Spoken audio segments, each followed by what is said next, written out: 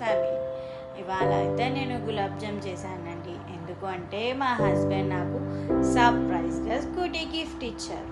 నా స్టైల్లో గులాబ్ జామ్ ఎలా చేశానో, నా స్కూటీ ఎలా ఉందో చూసేయండి. హలో అండి, ఇక్కడ నేనైతే గులాబ్ జామ్ ప్రిపేర్ చేస్తున్నాను. ఇదైతే 500 గ్రామ్స్ ప్యాక్ అండి. ఇది నా స్టైల్లో చేస్తున్నా అండి. నేనైతే పర్ఫెక్ట్గా వస్తాయి గులాబ్ జామ్స్. అయితే పిండి మొత్తాన్ని ఇట్లా ఒక గిన్నెలోకి వేసుకున్నాం. కొంచెం పాలు యాడ్ చేసుకున్నాము. కలుపుకోవాలి మంచిగా.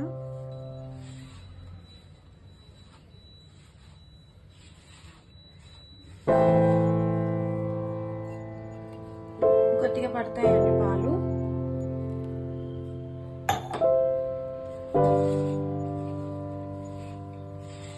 ఇలా ముద్దలాగా చేసుకోవాలి.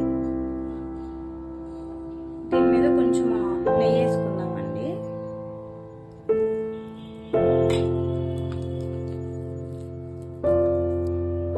ఒక 15 మినిట్స్ పక్కన పెడదాము. గులాబ్ జామ్ బాల్స్ రెడీ అయ్యాయండి. ఇప్పుడు వీటిని మంచిగా నెయ్యిలో వేయించుకుందాం. నేనైతే నెయ్యి వేసుకున్నానండి. వేడవ్వాలి.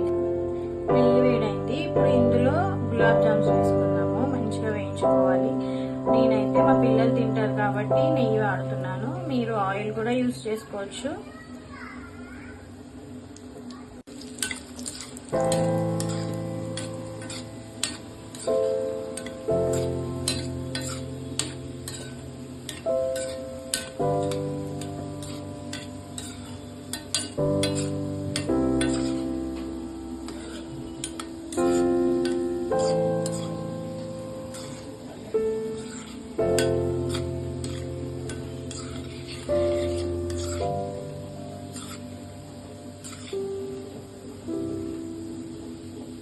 మంచి గోల్డెన్ కలర్లోకి వచ్చాయి. తీసేసుకున్నాము.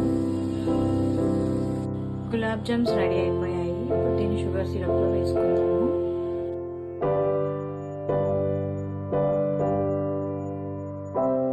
నేను ఇక్కడ 2 గ్లాసెస్ ఆఫ్ షుగర్ తీసుకుంటున్నాను.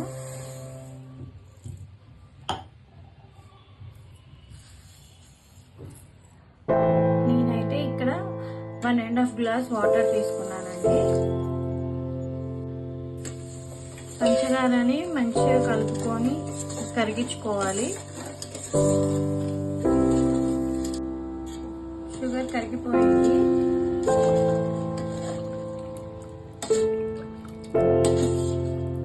పాకం రావాలండి మంచిగా. ఇది షుగర్ సిరప్ మంచిగా మరుగుతుంది. ఇందులో కొంచెం యాలక్కాయ పొడి వేసుకున్నాము అండి. షుగర్ సిరప్ రెడీ అయిపోయింది. బంద్ చేసుకుందాము. ఇప్పుడు ఇందులో గులాబ్ జామ్స్